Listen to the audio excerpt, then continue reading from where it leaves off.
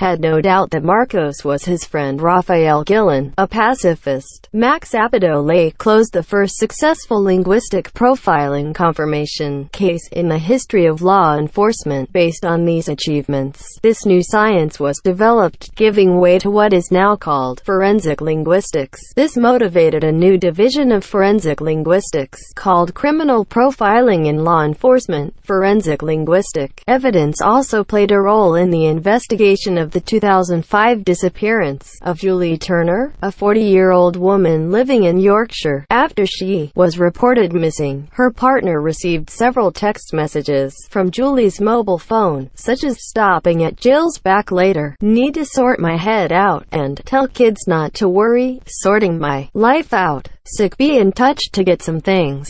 Investigators found that letters written by Turner's friend Howard Simerson shared several unusual orthographic and punctuation features with the text messages, suggesting that Simerson had been aware of the contents of the messages. Simerson was eventually found guilty of Turner's murder. 19-year-old Jenny Nicol disappeared on the 30th of June 2005. Her body was never found, giving police and forensic scientists little information to go on about what might have happened to Jenny. After looking through her phone for clues, forensic linguists came to the conclusion that the texts sent from her phone around the time that she disappeared seemed very different than her usual texting style, and soon started looking to her ex-boyfriend, David Hodgson, for clues of what happened to her, including looking throughout his phone and studying his texting style. The forensic linguists found a number of stylistic similarities between David's texting style and the messages sent from Jenny's phone around the time she went missing. Using the time frame of when she went missing, combined with the differences in texting styles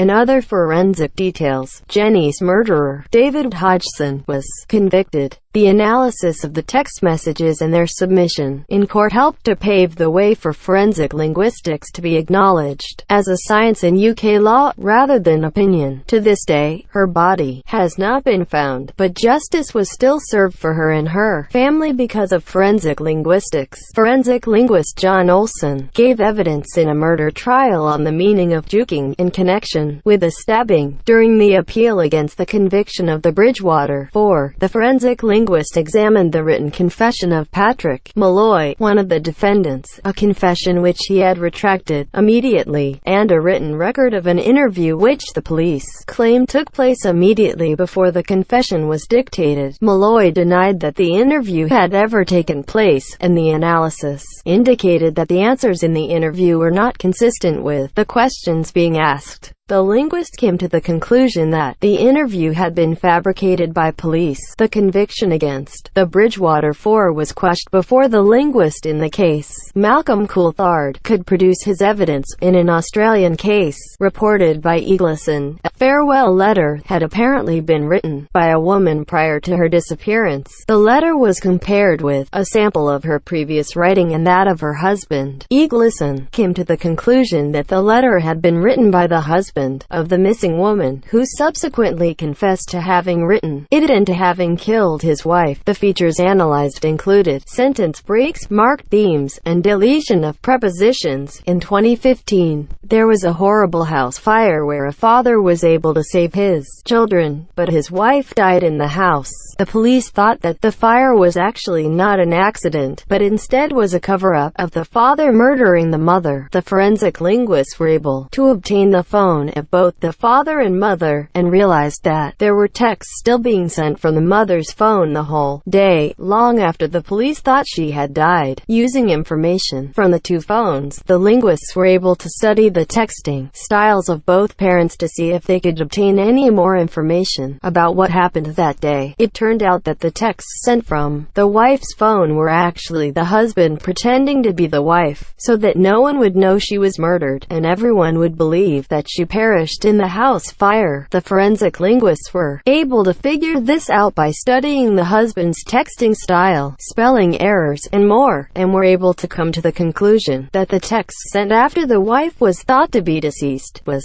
actually the husband texting off her phone pretending to be her. Without this knowledge, it would have been much more difficult to convict the husband of murder and get justice for the family. Additional concepts. Linguistic fingerprinting. A linguistic fingerprint is a concept put forward by some scholars that each human being uses language differently, and that this difference between people involves a collection of markers which stamps a speaker, writer as unique, similar to a fingerprint. Under this view, it is assumed that every individual uses languages differently, and this difference can be observed as a fingerprint. It is formed as a result of merged language style. A person's linguistic fingerprint can be reconstructed from the individual's daily interactions and relate to a variety of self-reported personality characteristics, situational variables, and physiological markers, e.g. blood pressure, cortisol, testosterone. In the process of an investigation, the emphasis should be on the relative rather than absolute difference between the authors and how investigators can classify their texts. John Olson, however, argues that although the concept of linguistic fingerprinting is attractive to law enforcement agencies, there is so far little hard evidence to support the notion. Variation. Intra-author variations are the ways in which one author's texts differ from each other. Inter-author variations are the ways in which different authors' writing varies.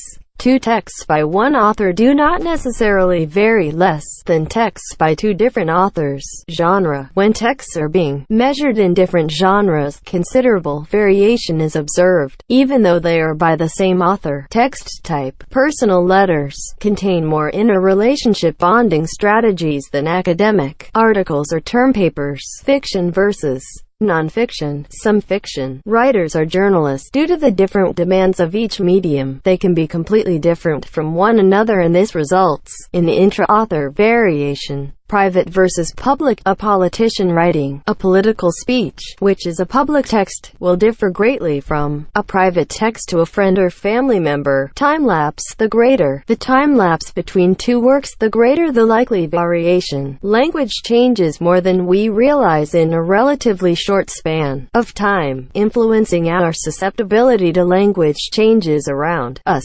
Disguise. A writer can publish pseudonymously or anonymously, disguising output to prevent recognition. Forensic transcription. The two main types of transcriptions are written documents and video and audio records. Accurate, reliable text transcription is important because the text is the data which becomes the available evidence. If a transcription is wrong, the evidence is altered. If there is failure to transcribe the full text, evidence is once again altered, unwittingly. There must be emphasis on the text being the evidence. A transcription of an audio file should never be assumed to be completely accurate. Each type of transcription contains its own problems. A handwritten document might contain unusual spellings which may result in ambiguous meanings, illegible handwriting, and illustrations that are difficult to comprehend. A scanned document is tricky, as it may alter the original document. Audio and video documents can include repetitions, hesitation, nonsensical talk, jargon, which can be hard to understand, and speakers mumbling incoherently and inaudibly.